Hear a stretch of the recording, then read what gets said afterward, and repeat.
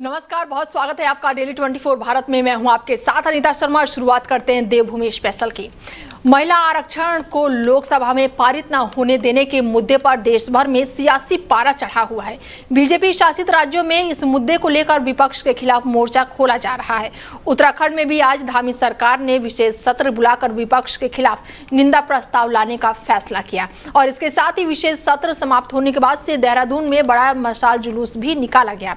BJP की ओर से निकाले जाने वाले ये जुलूस मशाल जो है वो देहरादून गांधी पार्क से शुरू होकर ऐतिहासिक घंटा घर तक जाएगा। जुलूस में मुख्यमंत्री पुष्कर सिंह धामी के साथ साथ बीजेपी संगठन के बड़ी संख्या में महिला कार्यकर्ता और पदाधिकारी भी मौके पर मौजूद रहेंगी। पार्टी का साफ संदेश है कि जो दल संसद में महिलाओं को उनका हक दिलाने वाले इस बिल को रोक रहा है, उनके खिलाफ जनता के बीच जाकर आवाज बुलंद की जाएगी। गौरतलब है कि नारी शक्ति वंदन बिल में महिलाओं को लेकर लोकसभा और राज्यसभा विधानसभाओं में 33% आरक्षण देने का प्रावधान है।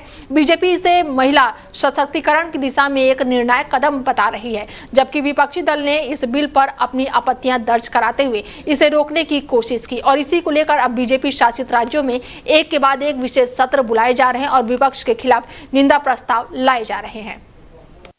वहीं दिल्ली देहरादून एक्सप्रेसवे से मुख्यमंत्री पुष्कर सिंह धामी ने दिल्ली से देहरादून का सफर जो है 2.5 घंटे में तय किया। इसके बाद से मुख्यमंत्री पुष्कर सिंह धामी ने कहा कि ये नए भारत की तेज रफ्तार है। मुख्यमंत्री पुष्कर सिंह धामी ने दिल्ली दौरे के बाद से सड़क मार्ग से लौटते हुए दिल्ली देहरादून एक्सप्रेसवे का अनुभव साझा किया। मुख्यमंत्री ने बताया कि उन्होंने दिल्ली से देहरादून का सफर महज करीब 2.5 घंटे में पूरा किया है, जो पहले की तुलना में बेहद ही कम समय है।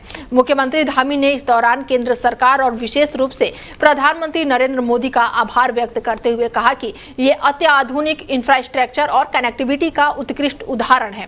प्रधानमंत्री के नेतृत्व में देश में उनकी गति से सड़क और परिवहन सुविधाओं का विकास हो रहा है और ये उसी का परिणाम है। अब उत्तराखंड जैसे पर्वतीय राज्यों को भी इसका सीधा लाभ मिल सकता है। उन्होंने कहा कि एक्सप्रेसवे न केवल यात्रा समय को कम कर रहा है, बल्कि पर्यटन, निवेश और स्थानीय रोजगार के नए अवसर भी पैदा कर रहा है और इस 4 धाम यात्रा समेत राज्य के प्रमुख धार्मिक और पर्यटन स्थानों पर पहुंचने में अधिक सुगम होगी।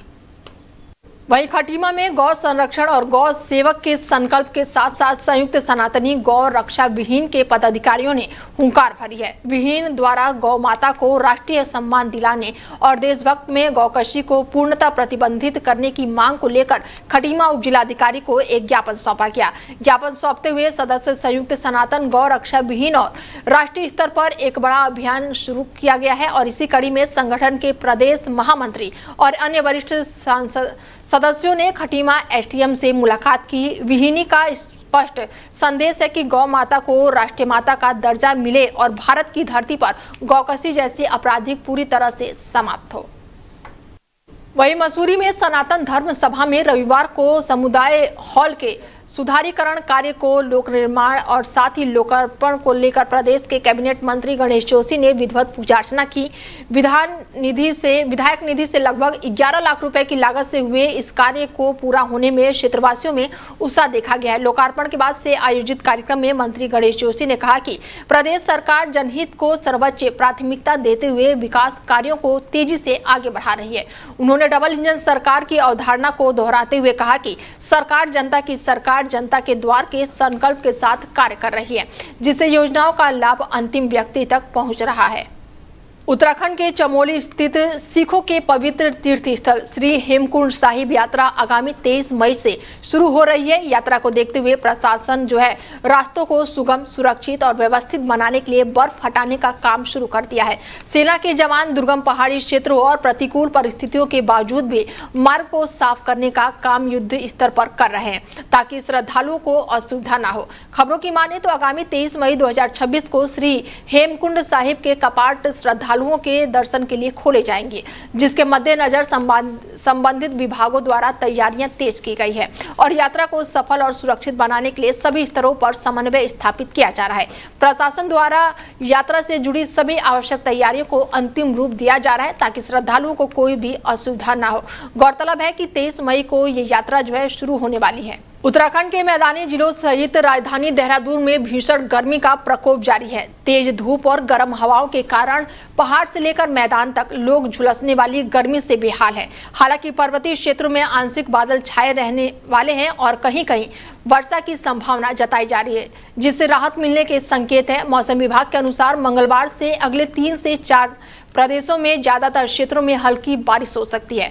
पहाड़ों में कहीं कहीं ओलावृष्टि और साथ ही ऑरेंज अलर्ट भी जारी किया गया है। सोमवार को दिन भर मौसम शुष्क रहा और तेज धूप खिली रही। हालांकि तेज हवाओं के झोंके चलने से पारे में कुछ गिरावट दर्ज की गई है। पिछले 24 घंटे के दौरान प्रदेश के मैदानी क्षेत्रों में अधिकतम तापमान सामान्य से अधिक दर्ज किया गया है, जबकि पर्वतीय इलाकों में तापमान सामान्य से अधिक बना हुआ है।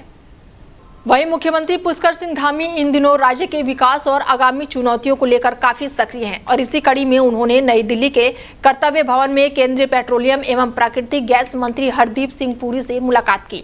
इस मुलाकात में उत्तराखंड की कठिन भौगोलिक परिस्थितियों और खास करके चारधाम यात्रा के दौरान आने वाली चुनौतियों का पूरा खाका पेश किया गया। सीएम धामी ने राज्य के संवेदनशीलता को देखते हुए केंद्र से विशेष सहयोग मांग की और सीएम धामी ने केंद्रीय मंत्री को बताया कि उत्तराखंड की अर्थव्यवस्था और पहचान का सबसे बड़ा आधार चारधाम यात्रा है। हर साल अप्रैल से नवंबर तक चलने वाली इस यात्रा में देश दुनिया से लाखों श्रद्धालु बाबा केदारनाथ, बद्री विशाल और साथ ही गंगोत्री और यमुनोत्री के दर्शन के लिए पहुंचते हैं और इतनी बड़ी संख्या में लोगों के आने से राज्य में कमर्शियल एलपीजी गैस की मांग जो है अचानक से ही आसमान छूने लगी है। उत्तराखंड में चारधाम यात्रा शुरू हो चुकी है और आम श्रद्धालुओं के साथ साथ जानी मानी हस्तियां भी इसी आस्था की यात्रा में पूरे श्रद्धा भाव से शिरकत कर रही है। जाने माने फिल्म अभिनेता सुनील शेट्टी भी इस दौरान ऋषिकेश पहुंचे हैं, जहां आकर उन्होंने पुलिस प्रशासन की तैयारियों को सराहना की। उन्होंने कहा कि चारधाम यात्रा को लेकर फैलाई जा रही अफवाहों पर किसी को ध्यान नहीं देना चाहिए। फिल्म कलाकार सुनील शेट्टी ने अपनी यात्रा को शानदार अनुभव बताया। उन्होंने चारधाम यात्रा तैयारियों को लेकर फैलाई जा रही नकारात्मक बातों को सिरे से खारिज कर दिया। उन्होंने कहा कि चारधाम यात्रा पर जाने वाले श्रद्धालु ऐसी बातों पर ध्यान न दें। सुनील शेट्टी ने कहा कि आमतौर पर यह सुनने को मिलता है कि यात्रा के दौरान ट्रैफिक और भीड़ से लोग परेशान रहते हैं या फिर व्यवस्थाएं ठीक नहीं होती है, लेकिन उनका अनुभव इससे बिल्कुल अलग रहा और यहां आकर उन्हें काफी अच्छा लगा।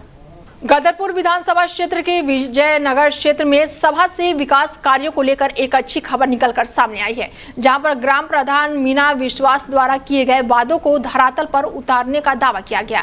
ग्राम सभा में करीब 5 लाख की लागत से सड़क निर्माण का उद्घाटन किया गया। वहीं आने वाले समय में और भी विकास कार्य पूरे करने की बात कही गई। विजयनगर ग्राम सभा के नगर में लगातार ग्राम प्रधान मीना विश्वास, बोर्ड सदस्यों और बीडीसी सदस्यों की मौजूदगी में करीब 5 लाख की लागत से बनी सड़क का उद्घाटन किया। ग्राम प्रधान मीना विश्वास का कहना है कि चुनाव से पहले उन्होंने जो वादा किया है उसे उन्होंने पूरा किया है।